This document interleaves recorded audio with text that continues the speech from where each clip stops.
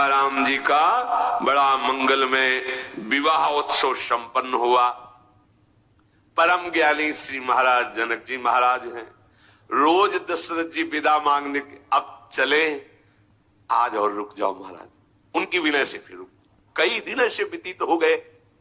तब विश्वामित्र जी ने देखा कि स्नेह की डोरी में बंधे हुए दोनों हैं, ये चलने को तैयार होते हैं। वो फिर कहते आज और रुक जाओ, तो हम ऋषियों को बीच में आना पड़ेगा। इसलिए सदानंद जी और श्री कौशिक जी, कौशिक विश्वामित्र जी, कहा महाराज जनक से कि तुम्हारा प्रेम बंधन ऐसा है कि कभी तोड़ नहीं सकते दशरथ जी।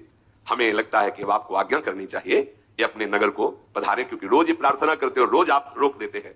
अवधनाथ चाहत चलन भीतर करहु जनाई, भय प्रेम वस सचिव सुनी विप्र सभासद राम।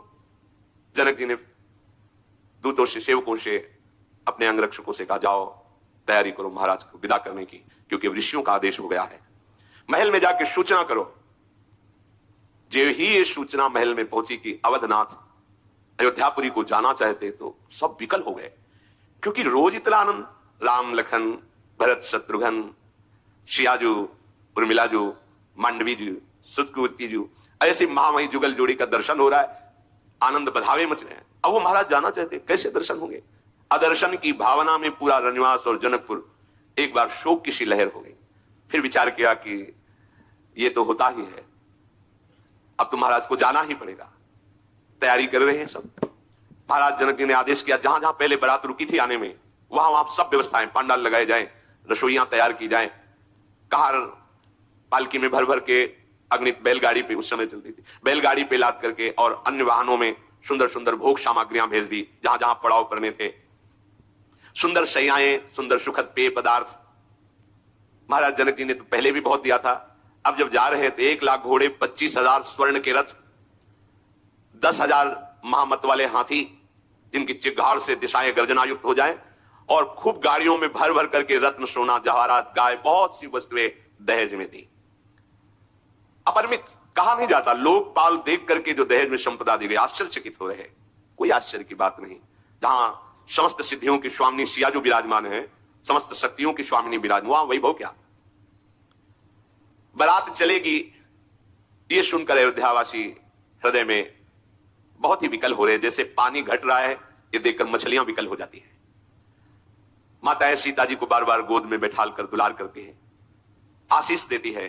हो येहु संतत पियहि पियारी, चिरजीवो अहि ब्यात आशीष हमारी। तुम्हारा सुहाग अमर रहे, तुम चिरंजीवी हो दूल्हा दुल्हन। बेटी सदैव अपने पति के अनुकूल चलना, पति के मनोभाव को देख करके चलना। पति रुख लख आयश अनुसर हो। हमारे इस समय प्रीतम की क्या रुचि है, ऐसे काम चलना। सदैव कोमल वाणी बोलना। सदैव महाराज दशरथ, कौशल्या जी, सुमित्रा जी, कैकेयी जी, इनकी समान भाव से सेवा करना। आदर के साथ अपनी पुत्रियों को पातिव्रत धर्म का उपदेश कर रही है। आदेश हुआ विश्वामित्र जी का कि चारों भाई महल में जाओ और वहां से अनुमति लेकर अयोध्या नगर की तरफ प्रस्थान किया जाए। जब यह सूचना पहुंची कि सावधान, अयोध्या नरेश महाराज दशरथ के पुत्र, सर्व विजयी, शिव धनुष भंग करने वाले, सिया जी का वरण करने वाले भगवान श्री राम महल में पधार रहे हैं, नगरवासी दौड़ पड़े। फिर भगवान के दर्शन का सुख ले रहे हैं। ये श्याम गौर जोड़ी, श्याम राम जी, गौर लखन जी, श्याम भरत जी, शत्रुघ्न गोरे, ये चारों जैसे गज शावक ऐसे मस्ती से पधार रहे महल में। माताओं ने जब भर नेत्र इनको देखा तो आज सुख नहीं हो रहा, दुख हो रहा है। अब नहीं देख पाएंगे, अब ये तो विदा कराने के लिए आए हैं। प्रतिपल इनको देखना बड़ी व्याकुलता। भगवान का सौंदर्य ऐसा है। बार बार श्री राम शोभा का नेत्रों से पान करके आंख मूंद लेते हैं। ये अब हमारे नेत्र गोचर नहीं होंगे, अब ये चले जाएंगे, ऐसी व्याकुलता है। रूप के समुद्र जब चारों भाई रनिवास में पहुंचे, माताओं ने प्रभु की छवि को देख करके अपने नेत्रों में बसा लिया। बार बार उनके चरणों को पकड़ती हैं, दुलार करती हैं। अद्भुत प्रीति है। प्रभु श्री राम लखन भरत शत्रुघ्न चारों को स्नान कराया, सुंदर पोशाक धारण कराई, आभूषणों से श्रृंगार किया और सुंदर भोग पवाए। भगवान श्री राम हाथ जोड़कर माताओं से कहते हैं कि अवधनाथ अयोध्यापुरी को चलना चाहते हैं, हमें भेजा है आपसे आज्ञा मांगने के लिए। आप अपना बालक जानकर सदैव स्नेह करती रहिएगा। ऐसे वचन सुनने पर सबके हृदय में उदासी छा रही है, प्रेम विवशता है, माताएं बोल नहीं पा रही। चारों कुमारियों को, जो सियाजू, उर्मिला जी, मांडवी जी और श्रुतकीर्ति जी, उनको बुलाया और समर्पित करते हुए कहा, मैं हाथ जोड़कर आपकी बलिहारी जाती हूं। आप तो सबके हृदय के, अभी ये बालक हैं, बच्चे हैं, अगर इनका कोई भी अपराध बन जाए मैं पहले से क्षमा मांगती हूं। कितना हम बस इतना कहते हैं कि हमारे प्राण हैं जो हम आपको समर्पित